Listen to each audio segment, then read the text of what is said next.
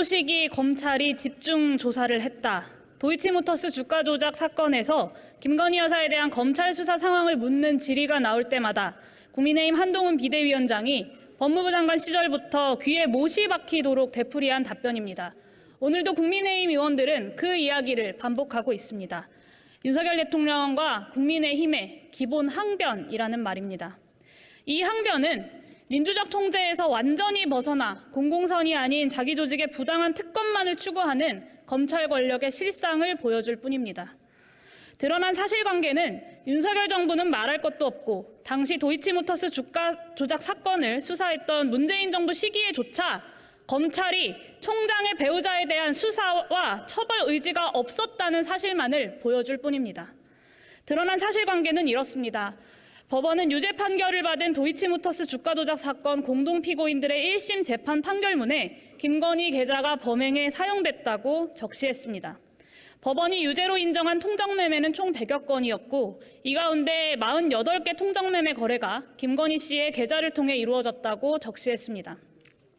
한동훈 비대위원장은 정치 대비의 일성으로 김건희 특검법을 총선용 악법이라고 규정했습니다. 한 위원장은 법원의 1심 판결도 총선용 586 운동권 판사의 판결이라고 이야기하시겠습니까? 뉴스타파가 최근 공개한 김건희 여사와 증권사 관계자와 대화 노트록에는 김건희 여사가 단순히 통정매매 사실을 인지한 것을 넘어 직접 실행에 가담한 정황을 보여주는 내용이 담겨 있습니다. 또한 2009년 7월 이루어진 김건희 씨의 도이치모터스 주식 거래가 시세 조정 목적의 통정 매매임을 보여주는 증권사 직원의 진술 조서도 공개됐습니다. 하지만 검찰은 주가 조작 사건의 시작점을 2009년 12월로 지정함으로써 이 시점에 김건희 여사 통정 매매를 기소 대상에서 아예 제거해버렸습니다. 한동훈 위원장은 김건희 여사의 목소리가 생생하게 담긴 녹취록과 검찰이 직접 작성한 진술조서의 내용도 가짜뉴스라고 이야기하겠습니까? 도대체 얼마나 더 많은 증거가 차고 넘쳐야 대통령 배우자의 중대하고 유력한 범죄 혐의를 검찰이 수사할 수 있단 말입니까? 윤재옥 국민의힘 원내대표는 또 이렇게 이야기했습니다. 도이치모터스 사건은 윤석열 대통령의 취임보다 10년도 더 전에 윤석열 대통령이 김건희 여사와 결혼하기 전에 일어난 일이다. 권력이 끼어들 여지가 없다. 이 항변이 국회가 2014년 제정한 특검법과 도대체 무슨 관련이 있습니까? 특별검사의 임명 등에 관한 법률 제2조 1항 특별검사의 수사 대상 제1호는 국회가 정치적 중립성과 공정성 등을 이유로 특별검사의 수사가 필요하다고 본회의에서 의결한 사건, 정확히 이렇게 규정하고 있습니다. 한동훈 비대위원장은 국회 답변을 통해 문재인 정부 시기에 김건희 여사에 대한 한 차례의 서면 조사가 있었다고 확인했습니다. 피고인 6명이 1심 유죄 판결을 받는 동안 사실상 단 한 차례의 출석 조사도 없었다는 것입니다.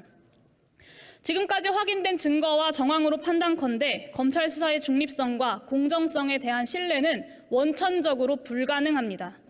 김건희 특검법이야말로 특별검사 제도의 본연의 의미에 가장 잘 부합하는 사건임을 정부 여당만 부정하고 있는 것입니다.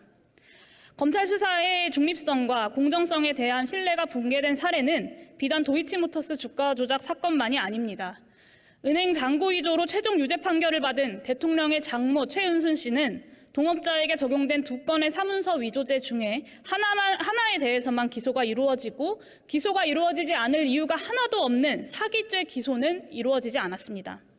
양평 공영지구 사건은 또 어떻습니까? 권력형 비리가 아니라면 이해가 되지 않는 불법 특혜가 일어났음에도 대통령의 장모 최은순 씨는 무혐의 처분됐고 처남 김모 씨는 경제범죄가 아닌 사문서 위조 같은 격가지 범죄로만 기소가 이루어졌습니다.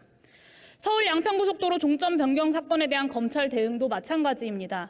만약 이 느닷없고 아무 타당성도 없는 종점 변경이 전임 정부 공직자의 일이었다면 저는 검찰이 모든 자원을 총동원해서 대규모 수사를 진행했을 것이라고 단언합니다. 마지막으로 국민의힘 의원들에게 경고합니다. 오늘의 표결은 이미 드러난 대통령 배우자의 주가 조작 의혹에 합당한 형사 정의가 실현될 것인지를 판가름할 역사적 표결입니다. 살아있는 권력에도 칼을 댄다는 명분으로 오늘의 자리에 이른 윤석열 대통령은 김건희 특검법이 통과되더라도 거부권 행사를 기정사실화하고 있습니다. 여당에도 상식의 눈으로 이 사태를 보고 눈치를 보는 염치라도 있는 의원들이 있다는 것을 오늘 김건희 특검법 표결을 통해 보여줘야 함에도 불구하고 여당의 의원들은 대통령을 위시한 정치검찰 권력이 두려워서 도망치듯 이곳 본회의장을 빠져나갔습니다.